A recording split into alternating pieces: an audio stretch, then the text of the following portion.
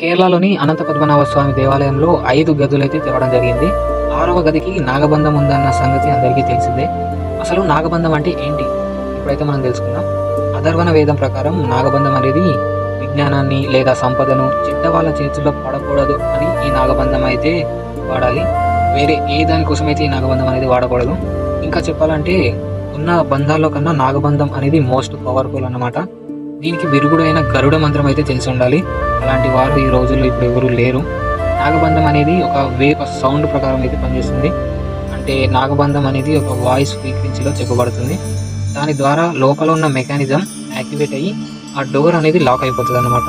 మళ్ళీ అదే ఫ్రీక్వెన్సీలో గరుడ మంత్రాన్ని చెప్పినప్పుడు ఆ డోర్ అనేది ఓపెన్ అవుతుంది. వేరే ఫ్రీక్వెన్సీలో కరెక్ట్ మంత్రం చెప్పినా అది వేరే గదిని అయితే ఓపెన్ చేస్తుంది. అక్కడ నాగుపాములు అయితే ఉంటాయి అన్నమాట. వేరే ఫ్రీక్వెన్సీలో ఆ డోర్స్తో ఉండే మెకానిజం లోపలికి వచ్చే వాళ్ళని చంపేయాలని ఆ పాములకి హిప్నటైజ్ చేస్తుంది అనమాట.